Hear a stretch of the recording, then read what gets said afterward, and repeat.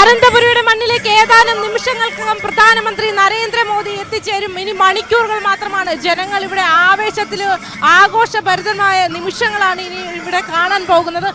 തിരഞ്ഞെടുപ്പ് വാർത്തകൾ sponsored by BLM. Party ഏതുമാകട്ടെ എല്ലാവരും വോട്ട് ചെയ്യുക. ഈ മത്സരോത്സവം ഏറ്റവും നല്ല സർക്കാരിനെ ലഭിക്കാൻ. BLM ജനപക്ഷത്ത് തകർക്കാനാകാത്ത വിശ്വാസം.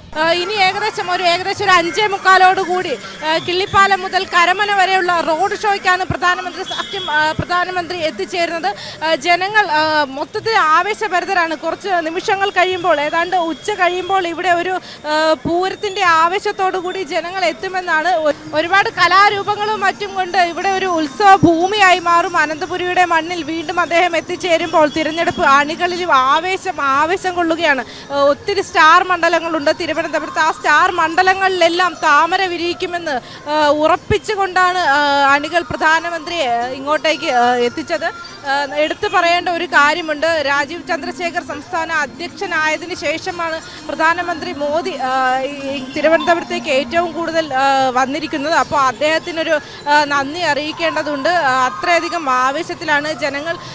ഒരു പാർട്ടി ഭേദമന്യേ ജനങ്ങൾ അദ്ദേഹത്തെ കാണാൻ വേണ്ടി, പ്രധാനമന്ത്രി എന്ന് പറയുന്ന നരേന്ദ്രമോദി എന്ന് പറയുന്ന വ്യക്തിയെ നേരിട്ട് കാണാൻ വേണ്ടിയിട്ട് വൻ തിരക്കോടുകൂടി തന്നെയാണ് ഇവിടേക്ക് എത്തിപ്പെടുന്നത്. അത് നമുക്ക് പ്രത്യേകം എടുത്ത് പറയേണ്ട കാര്യമാണ്. അദ്ദേഹത്തിൻ്റെ ആ ഒരു വ്യക്തിത്വം അല്ലെങ്കിൽ അദ്ദേഹത്തിൻ്റെ ഒരു നേതൃത്വം കൊണ്ട് തന്നെയാണ് ഈ ജനങ്ങളിൽ ഇത്രയധികം ആവേശം വന്നത്. യുദ്ധ സാഹചര്യങ്ങൾ പോലെ ആണെങ്കിലും മറ്റ് സാഹചര്യങ്ങളിലാണെങ്കിലും അദ്ദേഹത്തിൻ്റെ ഒരു നയതന്ത്ര മികവും ഉഭയകക്ഷി ബന്ധവും ജനങ്ങൾക്ക് വേണ്ടി അദ്ദേഹം എടുത്തിട്ടുള്ള ഓരോ കാര്യങ്ങളും എടുത്തു പറയേണ്ടതാണ്. അതുകൊണ്ട് തന്നെയാണ് BJP എന്ന പാർട്ടിയിൽ ഉപരി നരേന്ദ്രമോദി എന്ന വ്യക്തിയെ തന്നെയാണ് ജനങ്ങൾ ആരാധിക്കുന്നതെന്ന് പറയാം. അദ്ദേഹത്തിൻ്റെ ആ ഒരു വ്യക്തി പ്രഭാവം തൃശ്ശൂരിൽ വന്നതിന് ശേഷം ഇനി അദ്ദേഹം കോട്ടയത്ത് ഏകദേശം 2:30 തിരുവനന്തപുരം വിമാനത്താവളത്തിൽ ഇറങ്ങി. അദ്ദേഹത്തിൻ്റെ ആദ്യ പരിപാടി കോട്ടയത്താണ്. അത് കഴിഞ്ഞിട്ടായിരിക്കും ഈ ഒരു തിരുവനന്തപുരത്തേക്ക് തലസ്ഥാന നഗരിയിലെ റോഡ് ഷോയ്ക്കിലേക്ക് എത്തിച്ചേരുക. ഇവിടുത്തെ ജനങ്ങൾ അത്രയധികം ആവേശഭരിതരാണ്. തെരഞ്ഞെടുപ്പ് ചൂട് ഈ ഒരു വെയിലിനെ പോലും മാനിക്കാതെ ഇവിടെ അണികളും പ്രവർത്തകരും എല്ലാവരും ഒത്തുകൂടിയിരിക്കുകയാണ്. അത്രയധികം ആവേശം എടുത്തെടുത്ത് പറയേണ്ടതാണ്. അത്രയധികം ആവേശഭരിതരാണ് ഈ തലസ്ഥാനത്തുകാർ. ഉച്ച കഴിയുമ്പോൾ ഇവിടെ എത്തിച്ചേരുന്ന നമുക്കിവിടെ നിൽക്കാൻ പോലും കഴിയില്ല. അത്രയധികം തിരക്കാകുമെന്നാണ് സൂചിപ്പിക്കുന്നത്.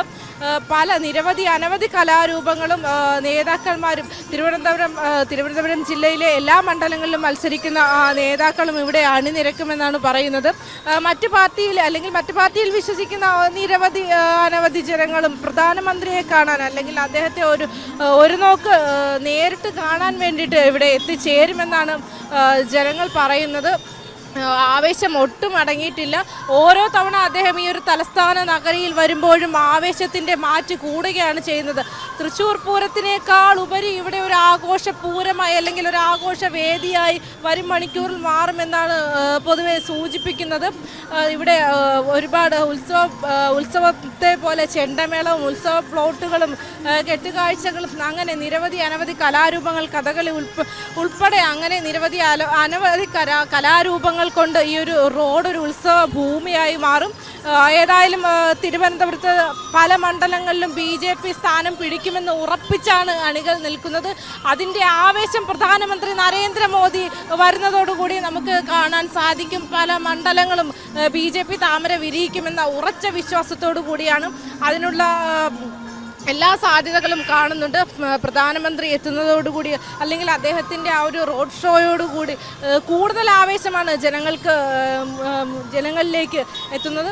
ഏതായാലും കാത്തിരിക്കുകയാണ്. വീണ്ടും ആവേശത്തോടു കൂടി തന്നെ പറയാം, കാത്തിരിക്കുകയാണ് ഇവിടുത്തെ ജനങ്ങൾ എന്ന് പറയുന്നത്. തലസ്ഥാനത്തെ ജനങ്ങൾ ഈ ഒരു കിള്ളിപ്പാലത്തെയും കരമനയിലെയും മാത്രമല്ല, തലസ്ഥാനത്തെ വിവിധ ഭാഗത്ത് നിന്നും ജനങ്ങൾ പ്രധാനമന്ത്രിയെ കാണാൻ വേണ്ടിയിട്ട് വീണ്ടും എത്തിച്ചേരുന്നു. ഒരു വട്ടം കണ്ടവരായാലും വീണ്ടും കാണാൻ കൊതിക്കുന്ന ഒരു വ്യക്തി കൂടിയാണ് നരേന്ദ്രമോദി എന്നാണ് ഇവിടുത്തെ കുറച്ച് ജനങ്ങളോട് സംസാരിച്ചപ്പോൾ നമുക്ക് മനസ്സിലാക്കാൻ കഴിഞ്ഞത്. ഓരോ തവണ അദ്ദേഹത്തെ കാണുമ്പോൾ അദ്ദേഹത്തോടുള്ള ആരാധന കൂടി വരുന്നതായിട്ടും നമുക്ക് മനസ്സിലാക്കാൻ കഴിയും. ഏതായാലും ഇനി കുറച്ച് മണിക്കൂറുകൾ മാത്രമേ ഉള്ളൂ ഇവിടെ ഒരു ഉത്സവ ഭൂമിയായി മാറാൻ.